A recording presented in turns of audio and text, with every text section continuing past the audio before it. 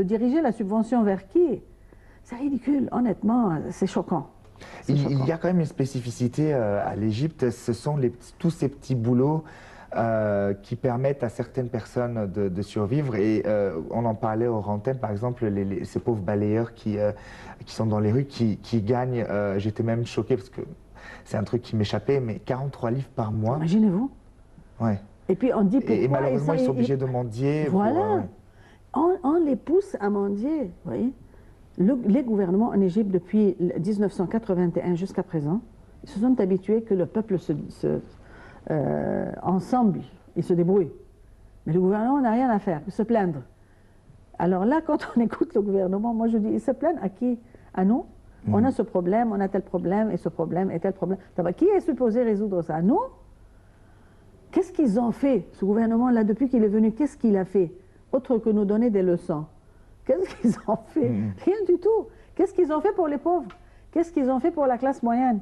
Depuis même la Révolution, c'est-à-dire depuis 3 ans. Et ensuite, aujourd'hui, on dit que ce sont tous des experts. Et moi, je suis sûr qu'ils sont des experts. Et ils disaient exactement ce que moi je dis maintenant, avant d'être élu dans le gouvernement. Et maintenant, on change d'avis.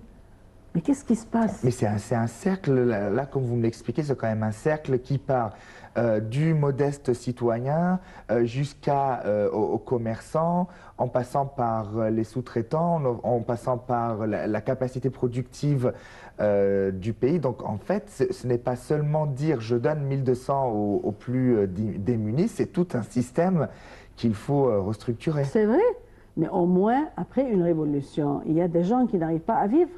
Il faut tourner de ces gens-là d'être des mendiants en étant des êtres humains. Vous voyez? Oui, le mendiant est un être humain, mais je veux dire, c'est très difficile. Oui. C'est très difficile pour une personne de mendier. Bien sûr. Vous voyez? Et comment les gens les traitent, comment le gouvernement les traite aussi. C'est inacceptable. C'est fini, tous les sujets sont fermés parce que le gouvernement a une grande dette et il ne veut pas élever la dette et c'est comme ça. Moi, j'ai entendu hier, je ne veux pas dire sur quelle télévision, mais une dame qui parlait, ça c'est l'économie, ils doivent supporter. Oui, qui doit supporter? Et celle qui parlait touche, je ne veux pas dire 1 million. Des chiffres, Qu'est-ce que c'est ça? Qu'est-ce que c'est? Jusqu'à quand on va supporter? Et moi je répète, qu'est-ce qu'ils attendent?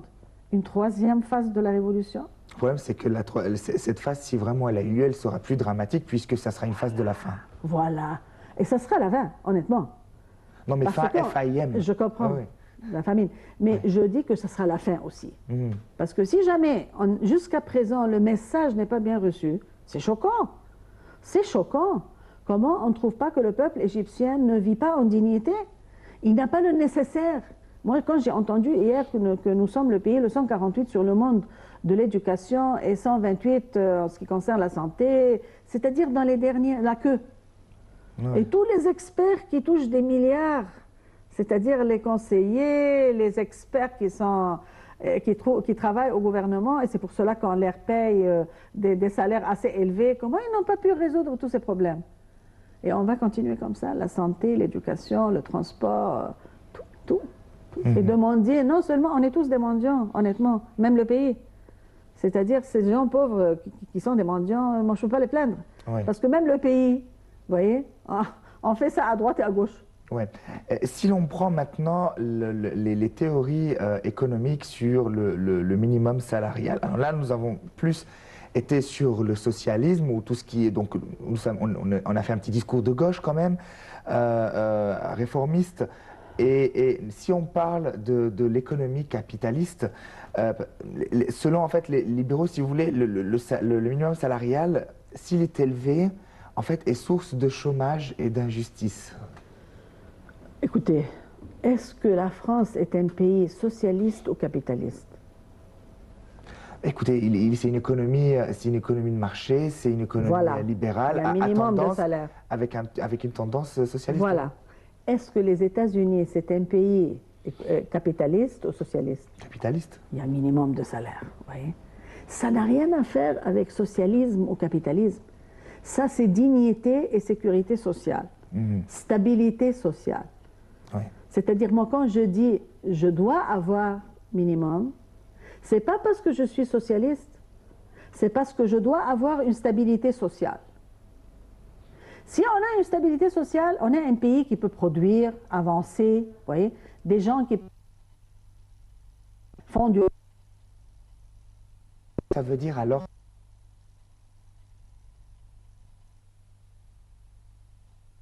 Non, je comprends.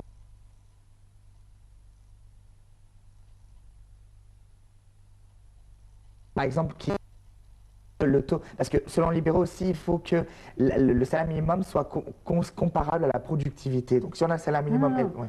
Il faut séparer ou il faut différencier entre les gens qui travaillent dans le secteur public, au gouvernement, et le secteur privé. Si vous travaillez dans un secteur privé, vous pouvez gagner des milliers et des millions par mois comme vous voulez. Parce que ce ne sont pas l'argent des gens qui payent les taxes. Si vous voulez travailler dans le gouvernement, vous devez avoir un maximum. Si ça ne vous plaît pas, allez travailler dans l'autre secteur.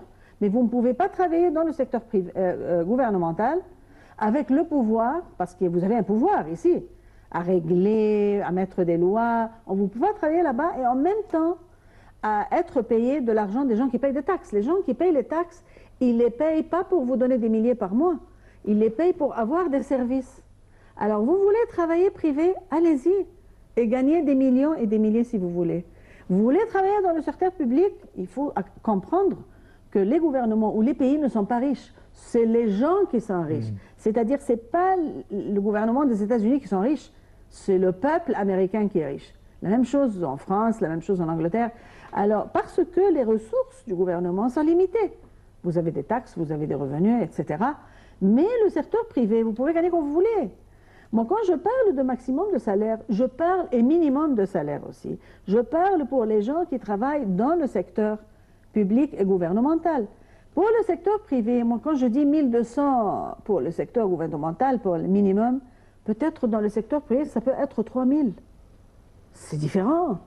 Parce que de ce que vous voulez, il y a la production, je ne sais pas quoi, c'est différent. Par exemple, quelqu'un qui est peut-être employé dans une université comme professeur, il peut toucher un salaire très bas, en comparé avec un collègue qui travaille dans le secteur privé, qui touche 10 fois plus. Mais ça, c'est autre chose. C'est-à-dire, il faut toujours séparer... Le public et le privé. Ouais. Parce que vous êtes payé dans le public de l'argent des gens qui payent les taxes. Mais le salaire minimum, il concerne tout le monde. C'est-à-dire que, en France, par exemple, le SMIC, il est à peu près 1100 euros. 1200 euros. Voilà, donc dans les environs. C'est-à-dire que dans une entreprise publique ou privée, le minimum... Le minimum, mais le privé peut payer 2000. Voilà, bon, ça c'est après, oui. Ça c'est après, ça le regarde, oui. Alors, enfin, il ne faut pas comparer. C'est-à-dire, moi je travaille dans le secteur public, je touche 1200, et collègues travaillent dans l'autre privé, ils touchent 2000. Je ne peux pas dire au secteur public, payez-moi 2000. Non, mais le minimum doit être pour tout le monde. C'est l'égalité, c'est-à-dire c'est la dignité. Il faut penser qu'est-ce que ce montant peut faire. Ou bien, vous appelez pour la corruption, ils doivent être corrompus. Et aussi, les crimes peuvent tourner en criminel. C'est pour cela que je dis c'est la stabilité sociale. Est-ce que c'est une mauvaise volonté du gouvernement ou une mauvaise volonté du peuple ou une certaine catégorie du peuple? Parce que au final, ça peut arranger... Le système dans lequel on vit arrange beaucoup de personnes peut-être. Et alors je ne sais pas d'où vient le problème. Ça vient, c'est une décision difficile. Dans une période difficile, qui exige d'avoir des gens strong, forts, et qui comprennent bien que ça c'est la stabilité du pays. C'est-à-dire que pour prendre une décision pareille, tous les gens qui vont prendre la décision vont laisser tomber, si vous voulez, leur revenu. Et ils vont prendre des décisions difficiles, c'est-à-dire de renvoyer tous les conseillers. Ce sont des décisions difficiles. Parce que vous savez, il y a comme on appelle en balance les décisions. Ce sont des gens qu'on connaît, c'est monsieur tel et tel. C'est une décision difficile qui demande des gens forts qui ne voient que le pays, la dignité du peuple et la stabilité de ce pays. Et qui sont capables de confronter, parce que tout simplement, je peux voir le bien du pays, mais j'ai peur de confronter. C'est par cela que je dis, on veut des gens forts, strong, comme on appelle. Parce que c'est une décision difficile, dans une période difficile, Mais ça doit être prise. On ne peut pas la remettre. Moi, je vais voir la réaction du peuple qui ont remis la décision jusqu'à janvier 2014. On va voir comment le peuple va réagir. Et surtout l'opposition. Voilà. L'opposition qui va s'empresser. C'est inacceptable. C'est pas question de. C'est inacceptable. Moi, je vous ai dit, ça, c'était, comme on appelle, une priorité de la révolution. Trouver toujours des excuses pour ne pas affecter, c'est inacceptable. J'ai entendu un des ministres qui a mentionné que vous avez vu qu'il y a eu du feu, ils ont mis du feu au ministère de Finances. Alors un des ministres a dit on va remettre la décision un tout petit peu parce que le ministère de Finances, ils ont mis le feu dedans. Alors on ne trouve pas une place pour nous réunir. Qu'est-ce que c'est ça? Ils essayent de prendre n'importe quelle excuse pour remettre. Mais je répète, c'est inacceptable, honnêtement, après une révolution. Et serait d'autant que salaire minimum salarial signifie aussi avec redistribution des richesses. Ça ne leur dit rien. Ça ne leur dit rien. C'est pas un gouvernement de révolution. Pourtant, ils le prétendent. S'ils étaient vraiment de la révolution, à mon avis, ça aurait été la première décision. Comme a fait Abdel Nasser, que ça soit j'accepte ou j'accepte pas ce qu'il a fait, mais il a commencé à redistribuer les terres. Voilà. Parce que c'est une révolution. Il voulait donner aux pauvres. Je ne suis pas d'accord. Je dois dire que je ne suis pas d'accord de ce qu'il a fait. Parce que ces terrains-là, c'était à des gens. Maintenant, moi, je ne demande pas ça. Moi, je demande qu'il distribue l'argent du gouvernement, du pays, pas l'argent des gens. Mais je dis que c'est une décision très difficile, mais très importante dans le temps, pour la stabilité sociale, pour l'égalité, pour la dignité. Alors, on va reposer la question autrement peut-être. Est-ce que le pays a un budget pour assouvir en fait ce désir de salaire minimum salarial et maximum salarial, pour ne pas fâcher les copains qui sont avec moi dans le gouvernement, pour ne pas fâcher les grands, parce qu'il faut dire que les grosses têtes du service public touchent beaucoup et ont du business ailleurs, ça il faut le dire, c'est comme ça. C'est comme ça. Voilà. Alors pour ne pas fâcher tout ce beau monde, est-ce que le gouvernement a le budget pour réaliser cette entreprise? Non, il faut fâcher tout le monde. Mais c'est pour cela que je dis que c'est une décision difficile. Ou bien le peuple égyptien tout entier, ou bien 100 000 personnes. Oui? Ou même 1/4 million. Ou bien le peuple tout entier, je répète. Ou bien 1/2 million. Ils doivent faire la décision. Donc en fait des décisions qui vont fâcher, quoi. Et alors? Au lieu de fâcher tout le peuple. Parce que le peuple ne va pas accepter. Ils veulent vivre. Ils ont fait une révolution pour le pain. Regardez ce qu'ils ont dit. Pain, égalité, dignité. Comment on n'entend pas ça? Comment ça n'a pas été bien reçu? Et jusqu'à présent, rien du tout. On souhaite à tous ceux qui se disent patriotiques d'agir, puisque vraiment la situation commence à s'aggraver en Égypte. C'est très critique.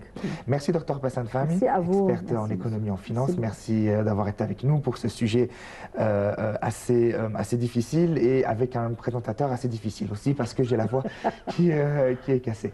Merci à vous, chers téléspectateurs, de nous avoir suivis, de m'avoir supporté dans ces conditions. Je vous retrouve la semaine prochaine, Inch'Allah, en meilleure forme. Et d'ici là, portez-vous bien. Au revoir.